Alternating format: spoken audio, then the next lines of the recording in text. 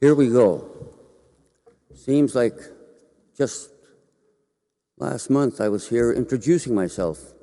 Now here I am addressing you.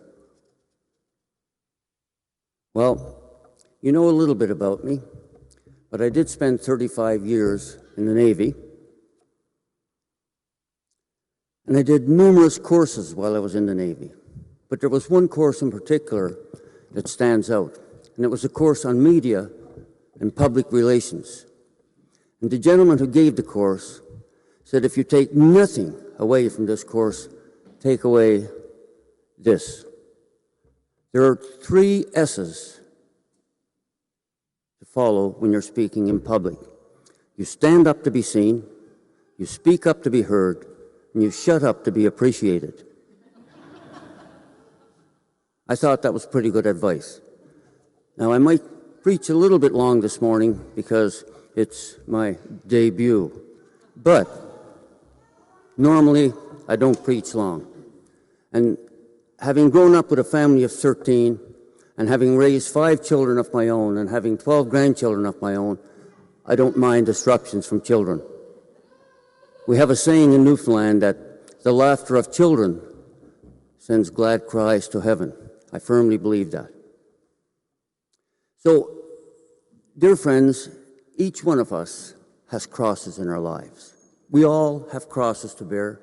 They can be big or small. It can be something painful, something not so much, something we wish that could be different.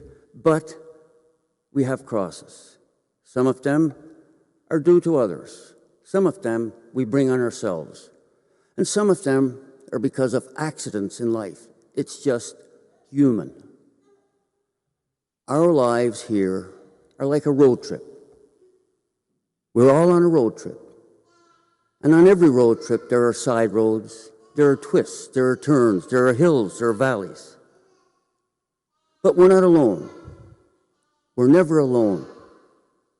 We have family, we have friends. We even have the occasional hitchhiker.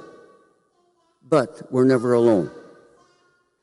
And if we have a faith community around us, then we have someone to turn to and someone to help us on that journey. But the trouble with us human beings is that we all possess egos. E-G-O. Ego. And an ego is really only a person's sense of self-esteem or self-importance. It's important for our growth that we have an ego, that we feel a sense of self-esteem, that we feel a sense of self-importance at times. But if we put that self-esteem and self-importance above others, then we are thoroughly misguided. I once heard at an AA meeting that EGO, ego, stands for easing God out. And if we put ourselves and our stuff above others, then we are indeed easing God out.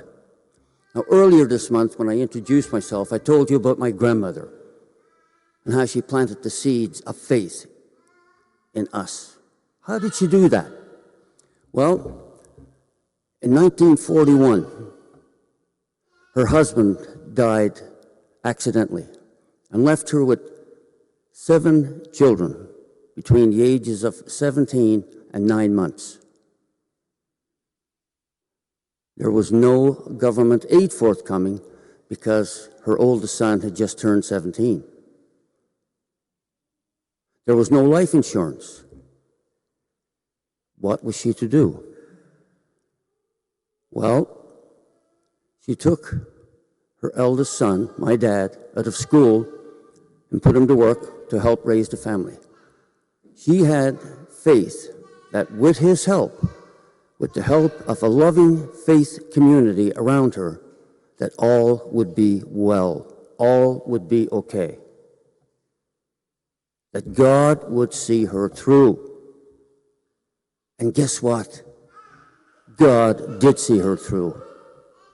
Not only did he see her through, he upped the ante for her. She raised all her children, and she raised them to be children and people of faith. They all married well and went on to have children of their own, children of faith. 4 of my aunts taught school for 30-plus years and positively impacted the life of numerous young men and women. You see, she took her cross, she bore it, she knew the cost of it, but she knew that God loved her, that God would care for her, and that God would see her through. She had faith. Her faith was rewarded because her children passed on the faith to their children, to us, her grandchildren. And here we are today. Now in the gospel today, Jesus tells his disciples they're going to suffer. He suffered.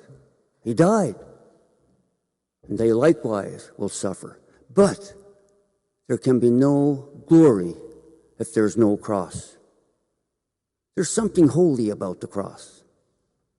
When there's pain in our lives, when there's suffering in our lives, we turn to God and we turn to others, God's representative in the world, your people. There's something holy about our cross. St. Mother Teresa tells us that sufferings are the kisses of Jesus Christ in our lives. And Jesus challenges us about what is most profitable and worthwhile in our lives. God gives without measure. It is possible that we can gain all that we want in life, but lose the thing that is most important. Wake up one morning and discover, what have I done? Neither money nor possessions can buy love, can mend a broken heart, can buy heaven, or cheer someone who is suffering. All human beings, whether we realize it or not, we need to belong. We want to belong. And Jesus is firm in this. He tells us that he is here to serve the poor, the rejected, the voiceless, the marginalized. He tells us that. Now, there were followers of Jesus who tried to stop him because they feared losing their own lives. Legitimate fear. But fear is the opposite of love. Fear is exclusive. It excludes. Love is inclusive. Our culture claims we can protect ourselves by excluding others. Our culture promotes fear and exclusion as the way to preserve life. But in today's gospel, Jesus challenges us to cast that assumption aside and to belong to God and a loving community. He tells us, for whoever wants to save their life will lose it, and whoever loses their life for my sake will gain it. I told you about my grandmother taking up her cross. How did she take this? How did she take this, what Jesus is telling us today? Well, shortly after her husband died in 1941, she wrote a poem, and she called that poem The Struggle. The Struggle. And here's how it goes. She said, how hard it is to carry on when the heart aches so. To answer a friend with a cheery smile when they say hello.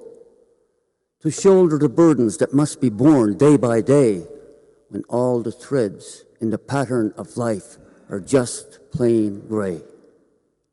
For a smiling face may often hide an aching heart, and the eye undimmed may be fighting back, a teardrop start. The burning sting of some sorrow great may lie concealed, too deeply hid in the human heart to be half revealed. She goes on, O Christ of the scars, there is no cross you did not know and bear, no bitter pain, no cruel wrong you did not know and share.